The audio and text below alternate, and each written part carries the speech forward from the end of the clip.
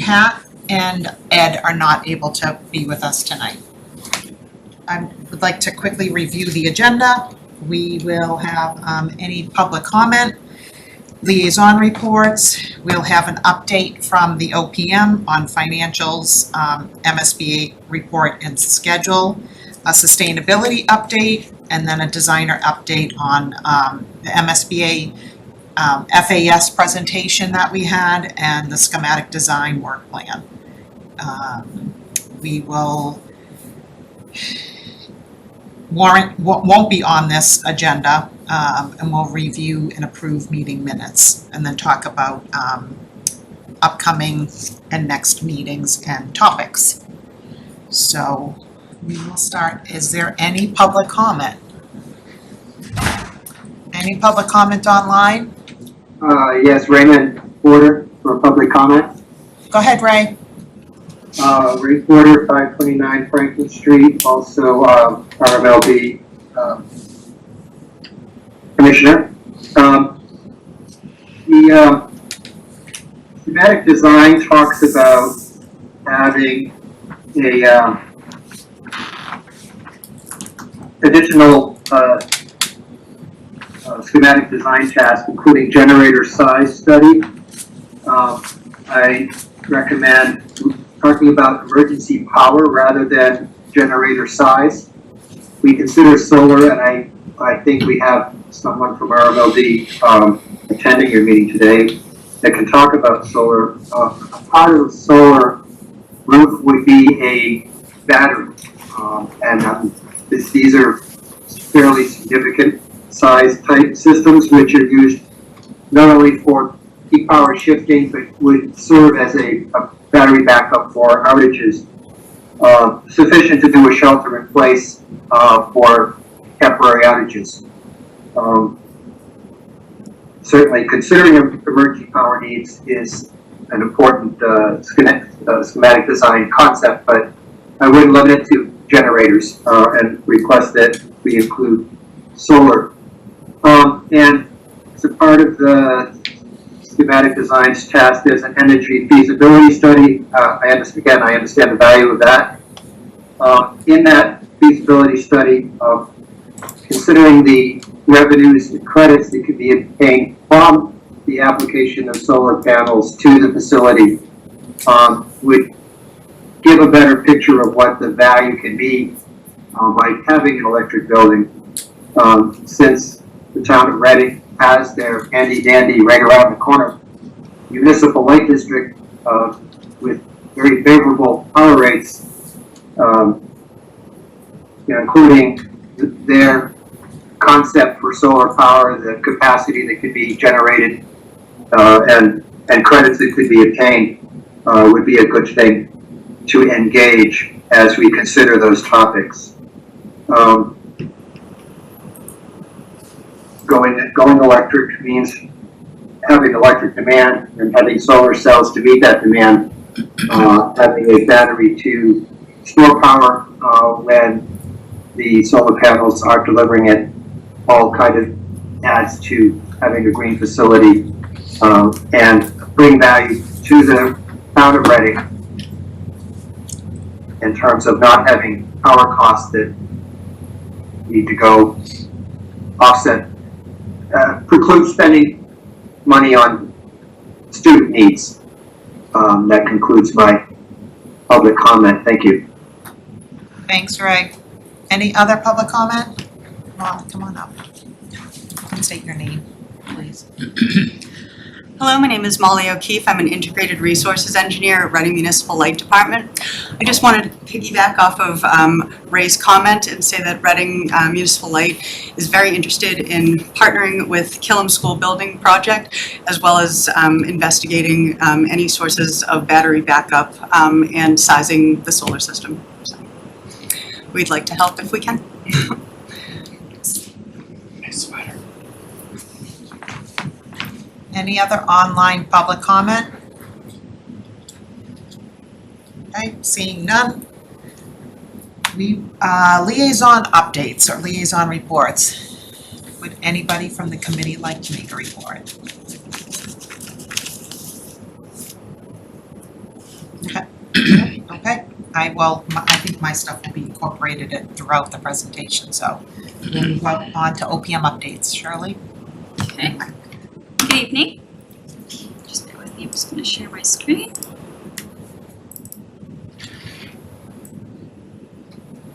All right, I believe everyone online can see this, is that correct? Yes, we can. Great, thank you for confirming. Good evening. So first, up on the financial reports is our summary, project budget, cost analysis. Again, we typically don't spend much time on this, given that you do have this as a backup, but ultimately, the backup is in what we're gonna review in the next couple of slides, but if anyone has any questions, we can certainly go through that, but before I get to the next page, but again, usually it's in the backup.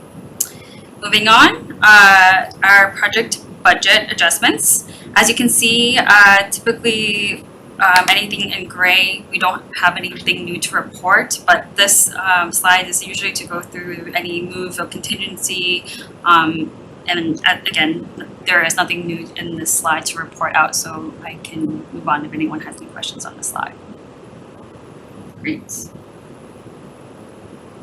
Next is the committed costs. This is for new contracts, new POs, amendments, change orders. What was requested and reviewed and approved was the Teddy Energy Modeling for LPA for Amendment 8 for $16,500. Again, this is kind of just to note that this is something that was reviewed and approved, but wanted to bring this up to the SBC group. Can you just quickly, for everybody, just explain what that amendment is? Sure. Yep, go ahead. Will we explain what the actual thing is? Sure, that would be great. Okay. The Teddy model is for the stretch code. It's one of the only ways to meet the stretch code, which is actually a prerequisite now for your project. And that is the amount of money that it would take our energy consultant to do that model. We want to do a model, an energy model anyway, but it's a very specific one and it was necessary. Thank you. That's it. Does anyone have any questions? I Oh, go ahead, Mike. was just going to add a little more to that, just so everybody understands that when we hired LBA, we hired them with the MSBA base contract, and that contract defines what is the basic services and what are extra over the basic. Energy modeling is extra over the basic. It was anticipated and we had budget for it. That's why on the last page, what we indicated, what Shirley showed you, is that there is no budget adjustment, so we didn't have to spend contingency here. It's basically being covered within the line as anticipated. Thank you, Mike, for adding that. Appreciate it. All right. If there's no questions, I'll move on to the committed costs. This is just to remind everyone that the invoice for July came after the last SBC meeting, which was earlier in the month, but the last invoices of July and August are presented for the costs, committed costs. So that's what we have presented, and I can certainly go to these invoices if need, or we can come back to this piece if you'd like me to continue to the next slide. Or we can review them now if you have any preference. Won't you review? Can you review them now? No? Sure. Sure, okay. Again, we have the month of July, which again, we have these slides. For LBA, it's the 52. Sorry, just want to make sure. This is for the month of. I don't know if we have to go through each and every one of them, but. Just give us an overview. Okay, overview, sure, of course. Month of July for LBA was 52,027,550, and then for Colliers for the month of July was the 24,954, and then for the August for CPL was 26,197. And then LBA's month of August is all broken out, but it's the feasibility and then the schematic piece of it. But again, all things we can revisit if needed, but it's the standard July and August invoices. Great. As far as the cash flow goes, this is where we kind of review the cash coming in, but also its ebbs and flows with contingency. As of this month, we're showing under the 165,000, which is better noticed in the cash flow graph. But as we obviously had a little bit more of a spike on the last month as we were working through the PDP and FAS submissions, but we're still projecting to the goods for the cash flow update. That said, I believe that ends my financial updates unless there's any other questions or concerns. In the last. So, Oh, go ahead, Mike. go ahead. Karen. Sorry. Okay, I'll do it. In the last line of the previous, keep going. Okay, this one, last line.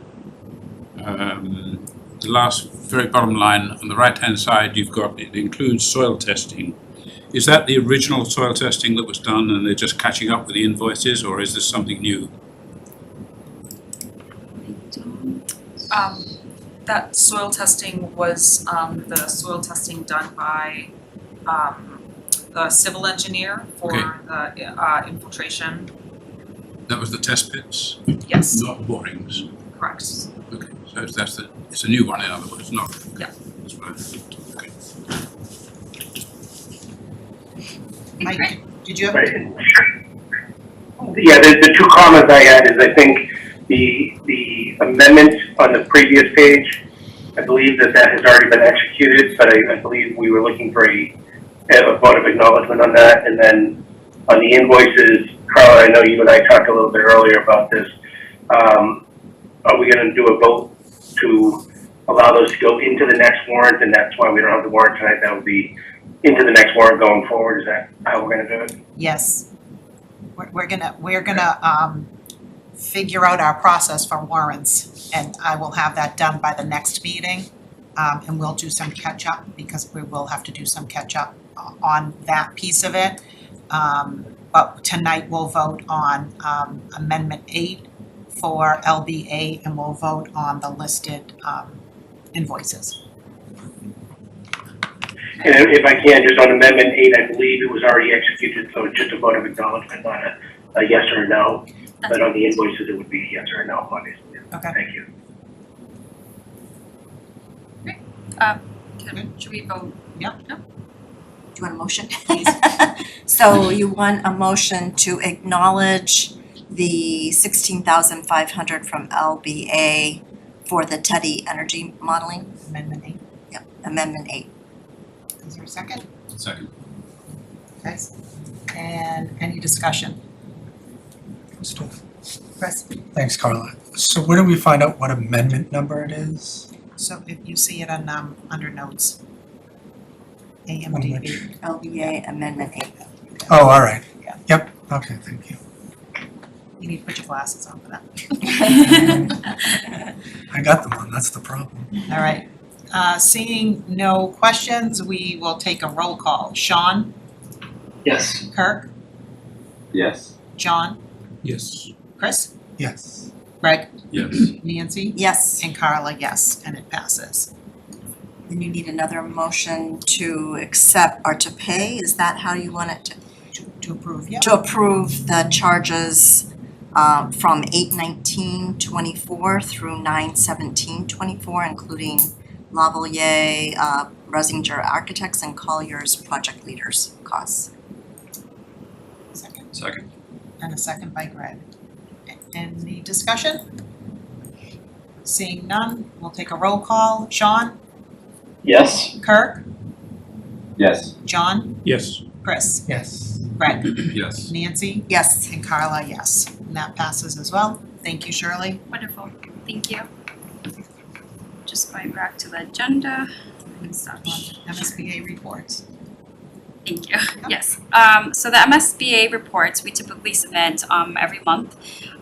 There's not much new for the MSBA itself for reporting as far as just we're keeping an eye out of the PDP. There are some questions that came out that we're going to be responding to. And then, of course, we had the FAS presentation, which we will be giving you a brief overview soon after in the design updates. But aside from that, that's kind of just a high-level overview for the MSBA reporting. We had an FAS presentation which LBA will talk about on September 11th, and we had a meeting on schematic design with MSBA as well. So I'm sure you guys will talk about that as well. Great. Great. And then in regards to the schedule, again, we'll dive into this a little bit more. We actually have some high-level overviews for the schedule. Not much has changed on our end, but we can review it at the presentation designers update. And then, again, sustainability update as well is also a slide that we have embedded in the designer updates. So we can get to that for that piece, unless there's any questions on it now. So we're not gonna have any additional conversation other than what's in the FAS. Is that right, for sustainability? There, unless you have anything else to add. No. So if I can, I think we have a slide just talking about the goals of what we're gonna be working Yes. towards Okay. over the next month or so. All right, Which let's go is through that. sustainability. Great. Okay. I'm just gonna move it back to your slides. There you go. Thank you, Shirley. Thank you. Jenny?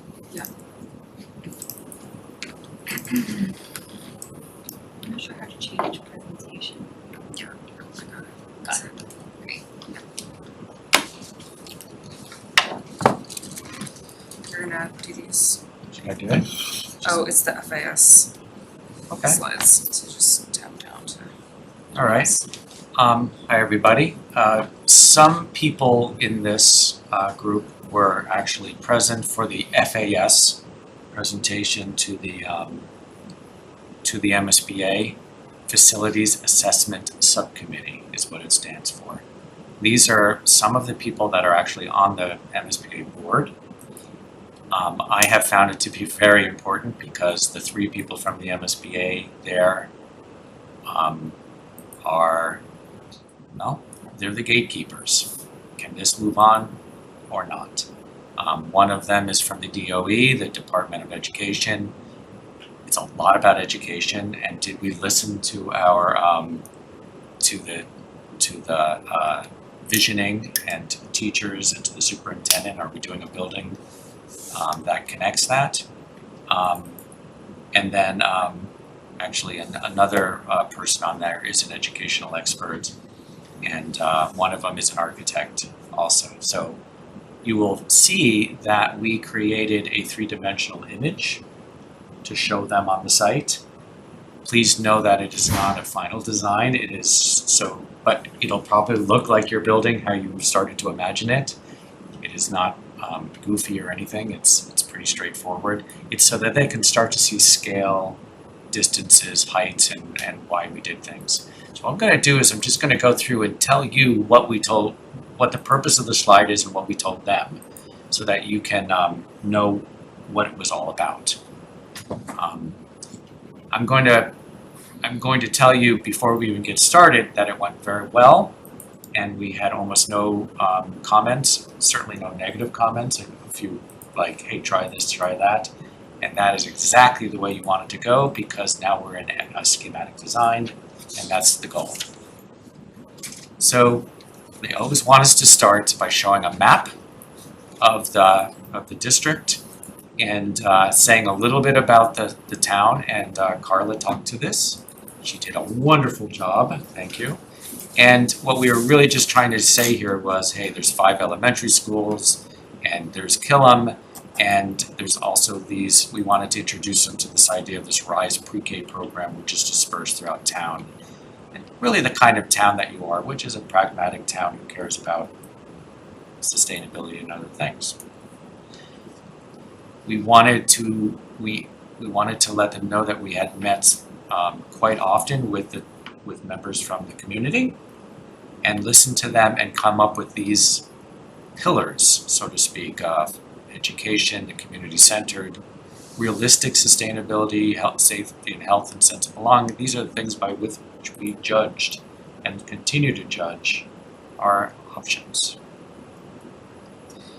We really wanted them to know how many and the types of outreach and workshops we did. They care deeply that we do this outreach and engagement.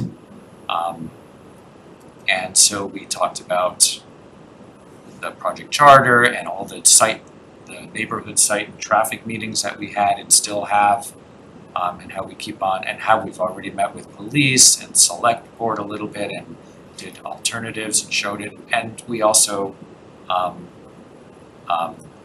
complimented your project website as being very well done. Tom actually practiced and talked about the next couple of slides, which were one, just to say what educational visioning was like and what are some of the things that philosophical or curricular goals they had. So he went through and talked a lot about flexibility and distinct learning neighborhoods and professional development, things like that, and how everyone was involved in that. You know, the actual educational visioning group was was a group that had people from the town and lots of different people. He did a great job, but this next page was the one that they really key on as educators for the MSBA and the state. Really he talked very well about this, how really we have a RISE pre-K, which they're not supporting. It's not part of their enrollment, the K through 5 enrollment, although they are giving us some reimbursement for the classrooms. So they're very touchy about it. So if you see on the bottom it says MSBA enrollment 455, there's actually 630 or so kids at the school. 635, I guess, when you count RISE. But you know, we wanted to show them that the way we broke this down is that there was a common entry, there was a RISE pre-K as its own kind of school, and then there was a K through 2 and a 3 through 5, and you see that on the floor plans when you look at it, and they like that because that helps them understand that we're creating smaller learning neighborhoods, which is what they want to hear. And he talked about the grade pods. He talked about how this group liked the classrooms surrounding the donut scheme around the media center, how important that was, and we had some future enrollment classrooms that help us get through a hard time, and how special education was inclusive and dispersed, all that kind of stuff. What Tom really did was set us up so when we looked at the floor plans, they said, oh, that's what they needed, and that's what we did. So we did that. So he did a great job. And then for sustainability, what we talked about was the concept. These are realistic goals. We haven't decided on all systems and things like that, but realistic goals are to pursue an all-electric facility that aligns with all of Reading's energy initiatives, to be climate resilient, which people have talked about. When people just mention the idea of generator, they're being climate resilient, but there's other aspects. And reduced carbon footprint, thank you very much. and then outdoor learning spaces and the WOW Center, and this is a model for your town in some way for development. And to consider all of the incentive programs in IRA and all these payback things. And these are those things that kind of rise up for you. You're less focused on certain things and more focused on some of the bigger things.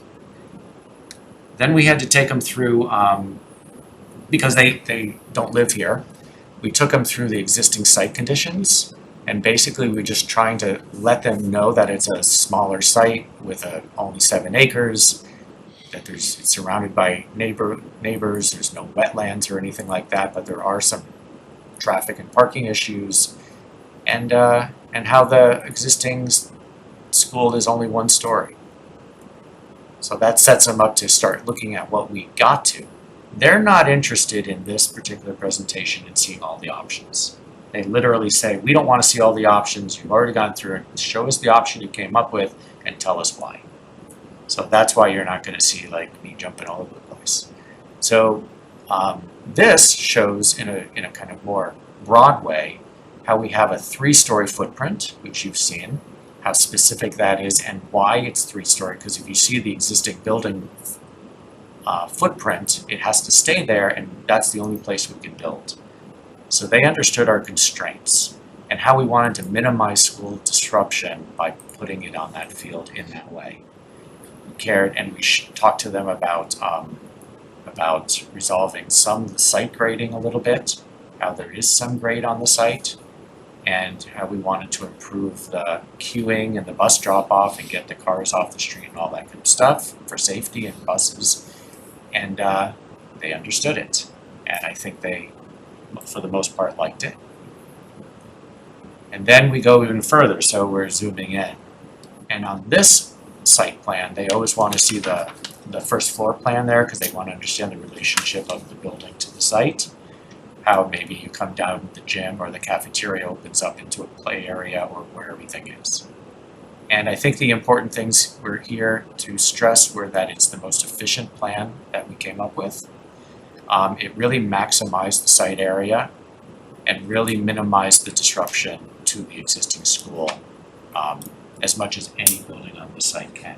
Unless it was a 7-story building, you know, they understood right away 3-story was the answer here. And the architect's already looking at this like an architect when we're on the board. Then we go in and we show them the floor plan, and they care really about the organization. So we show I like to show them some pictures from other jobs we may have worked on or somebody did that seemed to be the kind of space we might be looking for. We talked about that on the first floor, how you enter, and there's the organization of the admin for the K-5 and also the admin for the Rise being in the same secure vestibule. But then after that, you go into the other room. They were happy to hear that Rise was its own school because it is clearly its own place here. They didn't understand why it was not integrated because it doesn't want to be. And so we went through those kinds of things, learning neighborhoods.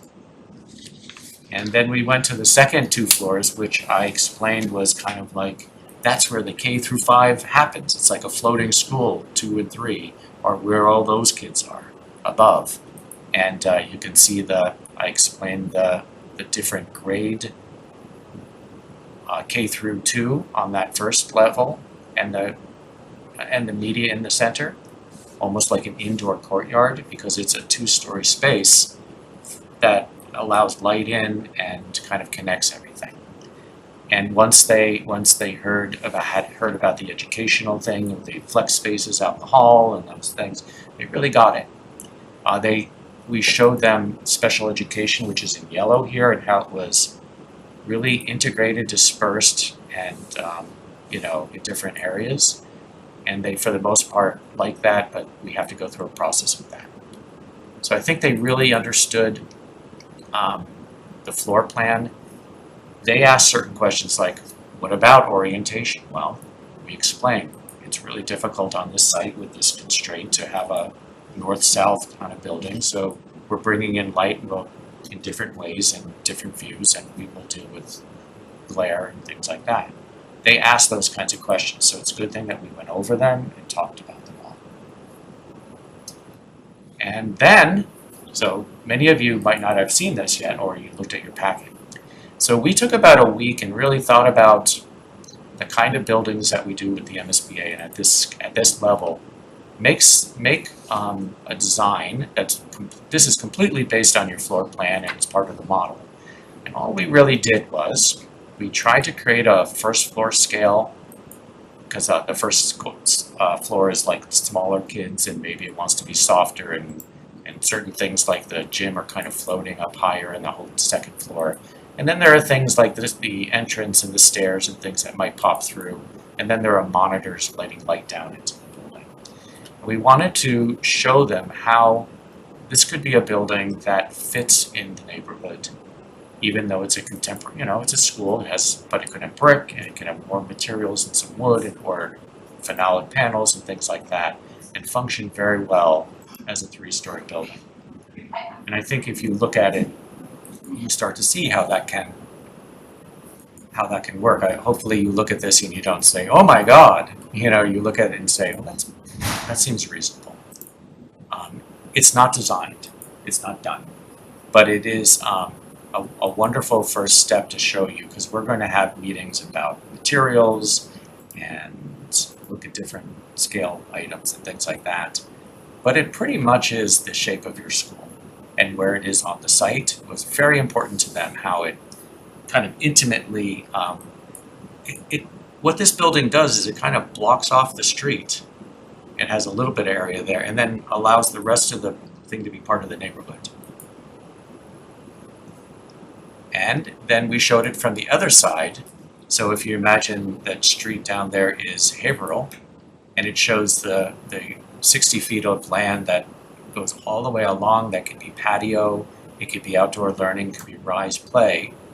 And they had some nice comments about that. But one of the things we really talked about here was the scale, and how if you look at the building, you might have the 1-story scale and then it steps up on the 2 ends where the houses are. So if you look on the left, you see how it's like a 2-story, it might be different panels, and that's where it meets the residential. And on the other side is where the cafetorium is, and that's 2-story or 1.5 or so. And so that's lower to that house and those things. So we're already starting to explain to them how we're trying to stitch this together and make it feel, even though it is a larger building, like it can belong, and it has variation and material and things like that. Does that all make sense? We also showed the section through the whole site. So on that section, on the very left is Charles Street, and the site actually does kind of flow down a little bit as you go. I think John talked about that section and how if we made the building the same height as the existing building, it would be raised up quite high. We think that there's a way to kind of mediate between there, find a place where when you're walking along Haverhill, it rises up a little bit, but still feels good, and then maybe is a little lower than the existing school. We're going to be talking to our civil and trying to find the perfect spot for the building to be. But you can also see in that section the concept of bringing light down to the middle and sharing it out, which is a wonderful sustainable feature. It's the way to light things evenly. So you have windows and you have internal. And they like to see that, and they liked it. And the scale was very important to me. And then we just tell them what was different from the MSBA basic guidelines, and they had no questions or thoughts about that. These are just things that you wanted to make your building work for you. Nothing really crazy here, it's just the stuff. And we showed them the very basic timeline so that they understood that you were shooting for the fall of 2028 for move-in, although it could be earlier. Right? I mean, it's always possible, so we're all looking at that as we move forward, but how we were on time and moving forward. And we showed them the last 4 options that you had and the cost analysis of those, at least at this preliminary level. And as we go through SD, obviously we get much more detail on this one scheme, and we develop a cost that's specifically to that building itself. And we can do some value engineering, we can balance priorities and get to the building that we want. And that is when they said blah, blah, blah, blah, blah, and they said some things that were actually fairly kind, and then said a couple days later, it looks like you're probably moving on. Let's move into schematic design. Even though the board meeting isn't for a few weeks, it felt like it was right. Felt like it was just moving forward, and so we could just keep going. And that is what happened. So thank you to LBA for putting their presentation together, because the slides were awesome and they were really happy with it, and just really thrilled with it, as were we. So thank you. So going forward from the FAS, which was really the culmination of the whole feasibility study phase, everything we've been doing up till now, we're moving on to schematic design. The MSBA is still, this is our schedule for schematic design that I'll take you through. The MSBA is still reviewing the PSR. We haven't received their comments yet. Eventually we will receive their comments and then we'll give our comments back on their comments.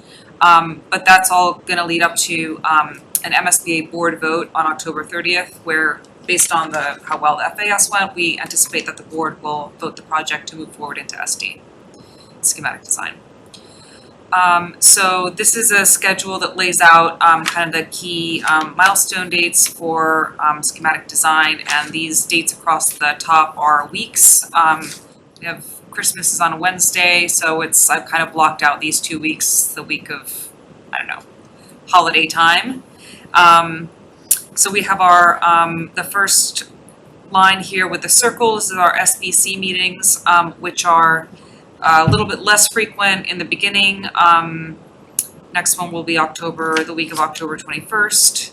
And then toward the end, they're more frequent every 2 weeks.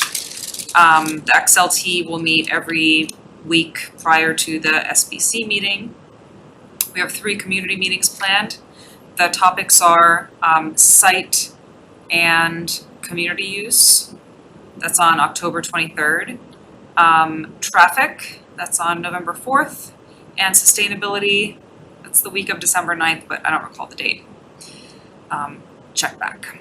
And then the rest of these items are kind of like some of, not all of the categories of work that will be sort of the buckets of tasks that will be proceeding throughout schematic design. So we'll be meeting with the ELT, the Educational Leadership Team.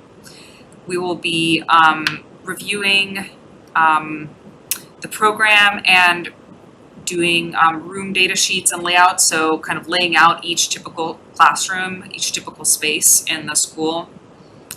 Meeting with teachers to make sure we have the right cabinets, sinks, outlets, all those things.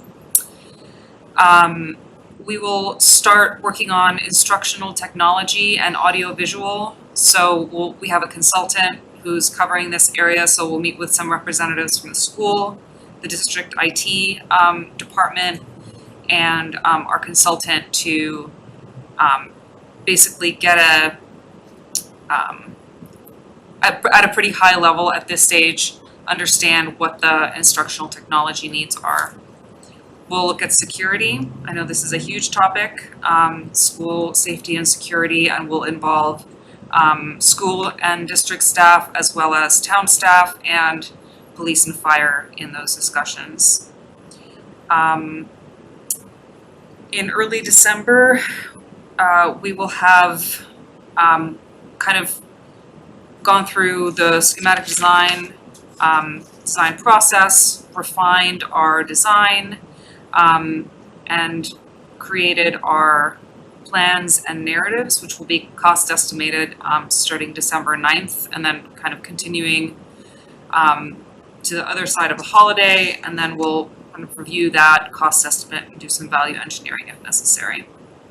And then the last line here is the MSBA process. This is the PSR review period, and this is the MSBA board meeting. And then February 10th is when we actually submit. So these last couple weeks between when the cost estimate is done and when we submit the PSR, we're finalizing the report, giving the report to you ahead of time to review.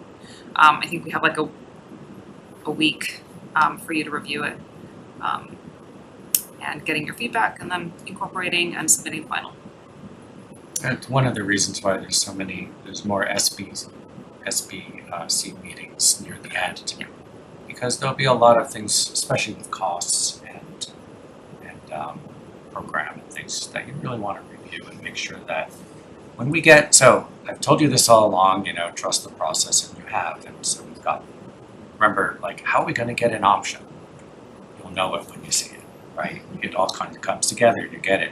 It's kind of the same here. There's all this work to do and refining, but at the end of schematic design, when we have a price, and the OPM, Mike and Shirley are very important in helping you guys determine what's the right cost and all of that. We worked with them, but I think this is where they really shine with these. Because when you hand in that schematic design package to the MSBA, that's the cost that's gonna be your bond vote cost, that's gonna be your cost, right? You may know that there's other things after that, like IRAs and things in the future, but that's the amount of money that and the design that the MSBA will mostly hold you to. And so all this work is to make sure that we have the right thing, and we've really, really gone into it. It's a pretty high level of schematic design, but that way you'll have the money you need to build your school to do the right one that you want to do. So that's why all this is so important. That's our next goal. In addition to those kind of primary tasks, I just provided here a list of other tasks I couldn't fit on my nice neat spreadsheet. We're doing additional geotechnical investigation. We're reviewing the LEED scorecard. We're doing an energy feasibility study, which I'll talk about more on the next slide. Code review. We're identifying the food service equipment that's needed. Traffic analysis. We'll meet with the town engineer and town planner. We'll meet with fire, police, and EMS. And we are doing a little study on the generator size for emergency power, as reporter suggested. And I have no problem, I heard the comments coming in, and we will certainly discuss battery and whether, and what kind of energy we could create from solar panels on the roof to see if that is part of this. No problem. The energy feasibility study, this has to do with the question of, should there be a geothermal system? Should it be a full geothermal or a hybrid geothermal? And in order to answer that question, because of the tight site, we've identified 6 questions that need to be answered by our November 20th SBC meeting in order to give the SBC the information and the confidence that you have the information to make the decision. These goals, questions to answer are what are the site logistics or a site logistics plan during construction? What is the number of wells that's needed based on an energy model? A layout of the wells on site, a layout of the site utilities coordinated with those wells. Cost comparison, that includes first cost, life cycle cost, and incentives. And then information on reliability and operating costs from other districts or even other buildings, higher ed, commercial buildings who have had geothermal systems installed and operational for several years. So that last item is something we're working with. We're basically working on connecting Joe Huggins with other directors of facilities who have had experience with this system to get him the information and the comfort level that he needs.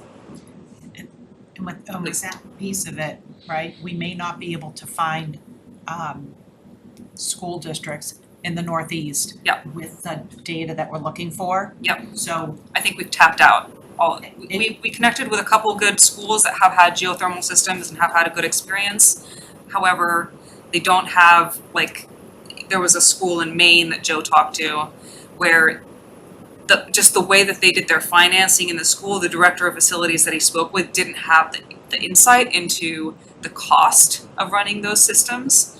And that's something that is missing that he's still looking for. So we're continuing to work on that. Yeah.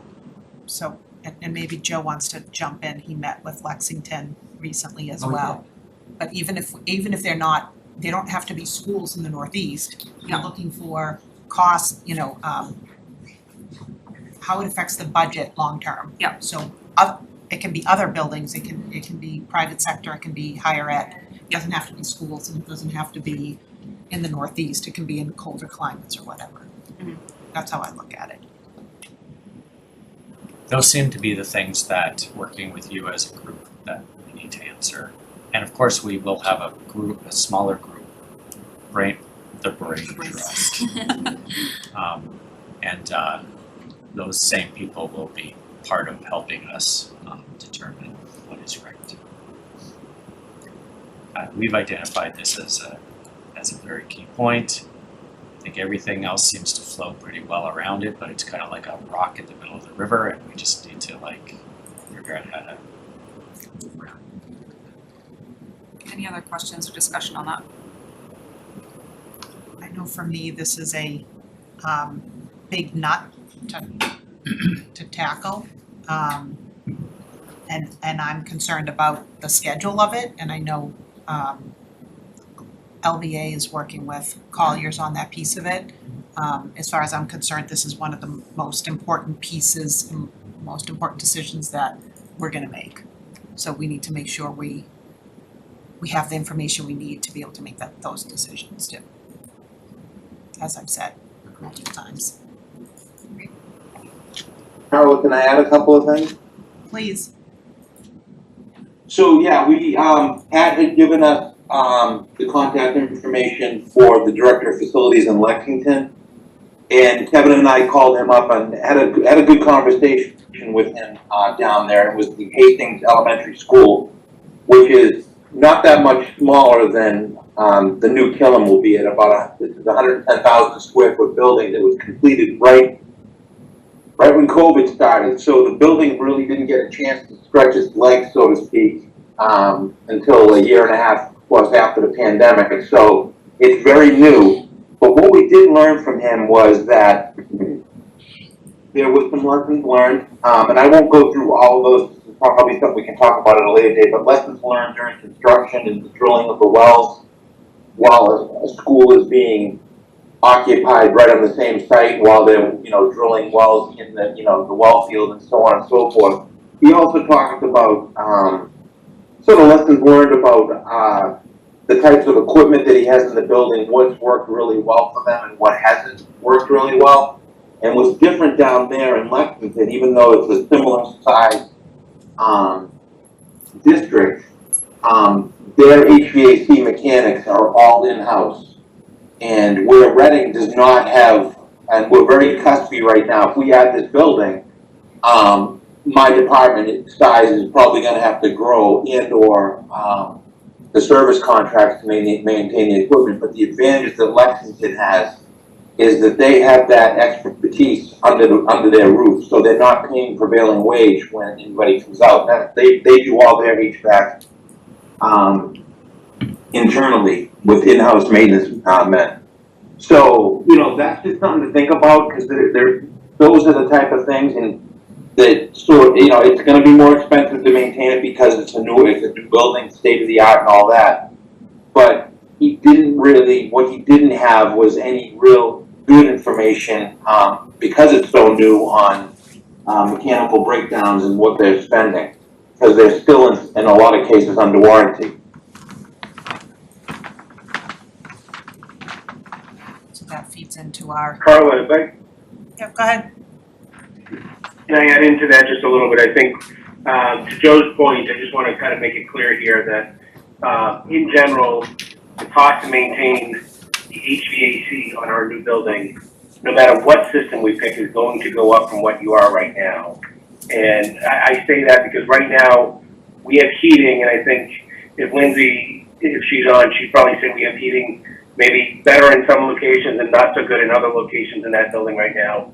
We don't have the ventilation and the air conditioning that we are going to in the future. So the future building is going to be much better, climate control much better as far as air quality and everything else. So it's going to be a higher level of system, and it's going, with that higher level, there is some additional cost associated with that. So regardless of which system we have, we are going to have additional costs and additional maintenance requirements and things of that nature.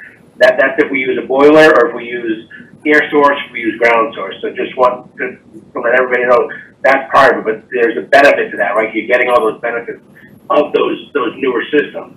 But what we're trying to do, and it's right up on your screen here, cost comparison of the first cost, which is the construction, the life cycle of costs, which is really what Joe was talking about, the operational maintenance side, and then the incentives. And when we pull all this together when we come back to you, we're gonna be able to show you, examples of all of these systems and what those anticipated costs are. So, Yeah, I just see Lindsay on the, Lindsay said 100% on the chat. As far as I think the heating, the variation of the heating, yeah.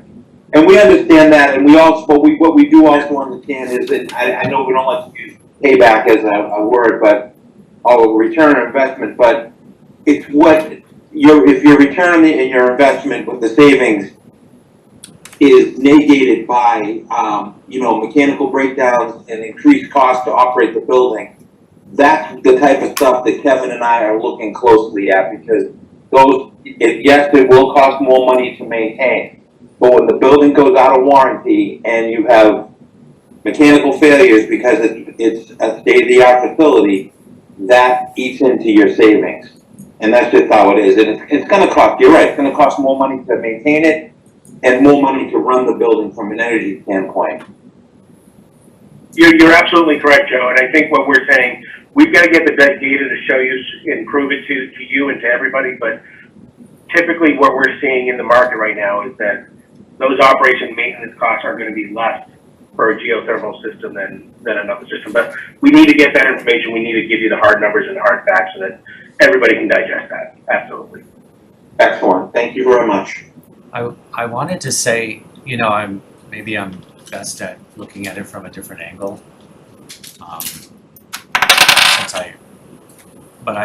When I hear all this, and I've been looking at all this together, and I get this feeling about, well, first of all, you have the stretch code in this town, right?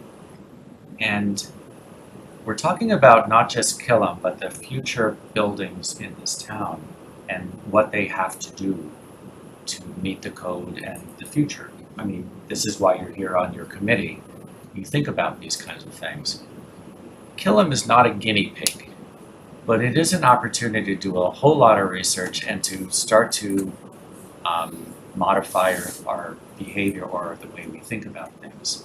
It's really hard to have a system. I really feel for Joe and his group, because they have a system who does, once you get used to doing one thing, all of a sudden everybody changes it. They're asking you to do a different thing. But this is an opportunity to meet, the stretch code almost demands a certain kind of building now. And we can look at the opt-in things that demand something else, but really demand a high level of proof that you're doing a building that meets certain criteria. And that's why everybody says electric building, all this stuff. It's because that's the easiest way to meet those criteria. And everything that's being thrown at us is going in that direction. And that doesn't mean if everybody's jigging you have to jig too, you could jog. But I hope that this helps you to plan for the future of the next 20 years as well, as you see where things are going. And this is part of your evolution, because you will have to change. We all have to change. But how we do that, whether it's incremental or anything like that, is how we do it. I know that sounds kind of like goofy, but it's how I look at it, is that there's something we have to accept here, but also you almost have to rebuild the way we think a little bit. And I hope that everybody has the support they need to do that, especially Joe, who is, has limitations. There's limitations on town. I just wanted to say it like that. I don't know if that's helpful to anyone. I think that's the key, right, is how we want to do the best, we want to make the best possible decision we can, understanding the costs that are associated with it, right? We want to know what our operating costs are after, or have a good idea of them at least. I think that's reasonable. I mean, I know that will help me to make my decisions as well. Chris? Thanks, Carla. I agree that we have to change, but what also has to change is if the town, whatever scenario is pushing these guidelines onto us, they have to move as well. Our reimbursement can't be the same as it always was. If you want to push more projects like this forward, the reimbursement has to start catching up to it. Otherwise, it doesn't make it financially feasible. So I understand we have to move, but they have to. They're the ones that put us in this position in the first place, and they're gonna expect us just to do it, is essentially what it comes down to, because we have to, while at the same time not giving us the reimbursement that it would make sense for everybody else to do these kind of scenarios. They put us into this position where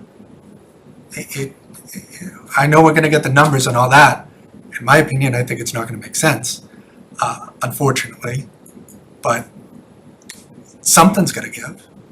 Like, I will say, Mike, you're on there, this isn't an answer to your question, so, but they just did raise their reimbursement rates for the cost per square foot. And so you'll be getting, right, Mike? Yeah, so the reimbursements had a substantial investment last October of 23. And then I believe it was the August meeting, they just did do an additional increase to that reimbursement. So while it doesn't get us fully covered for all construction costs, it is certainly a lot better than it was prior to those adjustments. They keep trying to find the money to push it up, because I think they realize that. And I'm not defending anything, I'm just saying, I think they realize that, and they try to disperse the money. You do have choices. The opt-in code is not required. It is three percentage reimbursable points, which is worth about $100 million is $3 million. But that doesn't mean you have to do it. You can always not do that and do it a different way. So you do have choices, and we'll present those choices to you so that you don't feel trapped. I don't want you to feel trapped. We want you to feel like you're moving forward in a comfortable way, that we're all learning something new, but then let's do it a certain way. I get it. I guess my point is Yeah. exactly the point that you just said, is that you're talking it's 3% or whatever.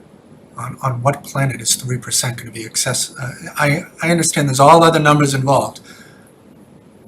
But when you start whittling it down to wherever this is gonna end up going, those numbers have to go higher. I understand they changed the percentage and all that, but that's for electrical, building walls, roofs, all the stuff. Not the super expensive technology related kind of crazy stuff that's gonna have to happen here. So those are the points that have to move. They have to give you, instead of 3 points, 10, 15, I don't know. They gotta come from somewhere. So my limited understanding is that we're gonna hit those percentage points, right? Like, we're gonna hit them with or without geothermal, just because of our efficiencies and the envelope, how efficient the envelope is and things like that. And we will have reimbursements after construction, potentially, that we can go after for things like geothermal, to help offset that Just cost, but that's one- not built into the construction cost, it's something that comes to us. Just one point of clarification, I know that we have been considering having a natural gas fired system, like a boiler or chiller. And if we go that route, in order to get the 3%, additional 3% incentive from MSBA, we have to either, if we do a gas system, we also have to do solar photovoltaics. Alternatively, go with all electric, no gas. So that's We have to produce as much a choice. electricity as we would use No, in the 3. you don't have to produce all your energy. It's 1.5 watts per Okay. square foot or whatever. Let's not talk about this so We have to look specifically. into it. Let's just say that, in the words of Marge Simpson, it's a rich tapestry. And what I mean by that is not to demean it, but to say it really is a balance of all these different funding sources and IRAs and all of that. We're gonna see if it makes sense for us to do it, and if you guys don't wanna do that, we'll do this, that. But I just don't want people to feel trapped, because you're not trapped. You do have decisions you can make. And it may not seem fair, but on the other hand, to them, they're doing what they feel is right. Math. That's all I got. I just want to add one point. I would say that what Chris is saying does not represent what I'm saying, or I don't know about other people on the board. So I think that we have to look at this planet, it's not just cost. So we have to look beyond, for 50 years when this building is being still occupied, that it doesn't cause the issues that we're facing right now with hurricanes that have destroyed and fires that are destroying. We need to do something to make this planet better. So that's where I'm coming from. And yes, costs are something, but we have to look at the big picture too. So I just want to make that clear that he does not represent what I'm saying. Let me just, if I can, talk about reimbursements. The state doesn't have, there's no rainbow with a crock of gold at the end of it. The state doesn't have any money. The state is broke. The only money the state has is what it raises in taxes from people. So when we get a reimbursement, we are getting our own money back. And if the state increases the reimbursements, they have to increase our taxes to pay for those. From a macroeconomic standpoint, all reimbursements, all subsidies are contrary to the free market economy, which has made America one of the richest countries in the world. And every time we give a reimbursement or a subsidy, we interfere with that free market economy. And we reduce efficiency.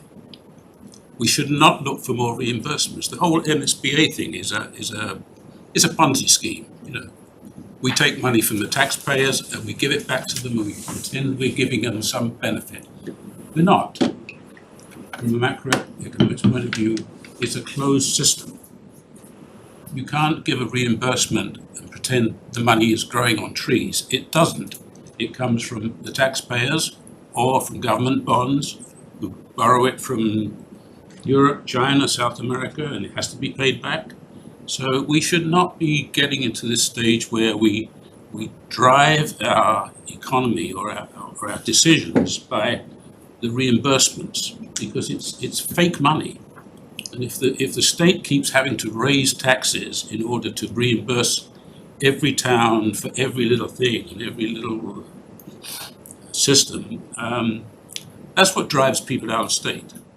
That's what makes Massachusetts less competitive within other states. So I'm firmly on the belief that reimbursements are not a benefit to us. And I would oppose any increase in reimbursement rates. You know, if we have to learn to live within our means. I think with, like, just coming from the school side of things, we get unfunded mandates all the time. And it leaves the schools to kind of figure out how to meet the state's requirements with the money that we've received from the state. So it's a catch-22, right? Well, either the state has to fund these mandates or the towns have to fund it. It's much more efficient for the town to fund it. I totally agree with you. I agree with you. So we shouldn't be trying to go down the road of let's get more and more subsidies, let's get more and more rebates, let's get more and more. You know, RMLI, Municipal Light Company, they have subsidies for solar panels. That money that they are giving for people who are installing solar panels comes from the ratepayers who pay the bills. The money just goes round and around. It doesn't benefit anybody. It's not producing anything of value. People don't seem to get that. Some of us do. I think I could listen to John all day. This Yeah. this is pretty great. Well, I'll just bring it back because I agree with all of you, because that's my job, actually, to agree with all of you. And the way I look at it is, there are pots of money that as a responsible group and as an architect, we want to find as much money for you to build the building that you want at least cost you your own private bond for your taxpayers in town. And those are fixed. There's a certain amount of things that they've told us about, and we should explore all of them, as you asked us to in the very beginning, so that we can know what is available to us. So so we can serve you as best as we can. That's just the realistic. No, I agree, This is what we have. we're locked into a system. Yeah, this is the system. Whether the system is wise or not is another question. Yeah, I don't, the system I got is, we wanna build a building. We want it to be the best building that you can afford, and you have the lowest taxes based on that building as possible. Hey, that's cool. Next steps? Could just add, if you need a comparison of something that's going on now, Framingham Housing Authority, for their residents, it's a big complex, bigger than Reading, et cetera. For their residents, they have geothermal going on off-site next door at the Mass DOT facility, so the wells are going over there. So that's a current project that's going on. I know you're looking for more later on, cost alternatives, et cetera, but this is one that's ongoing currently. So the impact of the residents over there and it being an off-site facility, et cetera, so just something.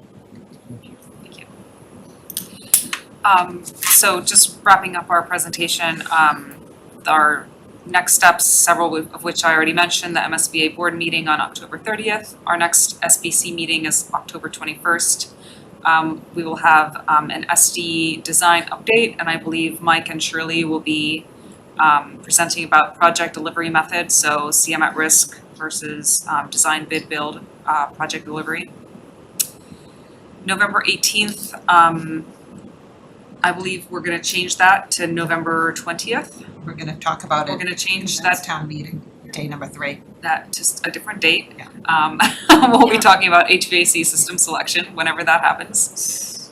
And, yeah, I did speak to, to Jax briefly. I believe either the 13th or the 20th is possible. If preferable, the 20th, she says it's much easier if it works with everyone. That's I what know I it's was a just Wednesday. texting with to see if she had those. We'll talk about it at the end. okay, tentatively Thank November you. 20th. Yep. And then the community meetings, which I already talked about. That's it. Stop sharing. Thank you. Thank you. Any questions? I'm just gonna, Ray Porter had a comment on, in the chat. He says energy efficiency is greater for ground source heat pumps than boilers. Electrical costs can be offset by solar panels. Thank you, Ray. Okay, we are gonna bypass, number 6 the warrant at this time, and move along to the meeting minutes. To approve the meeting minutes, I have that if you want me to put it up on the screen. please.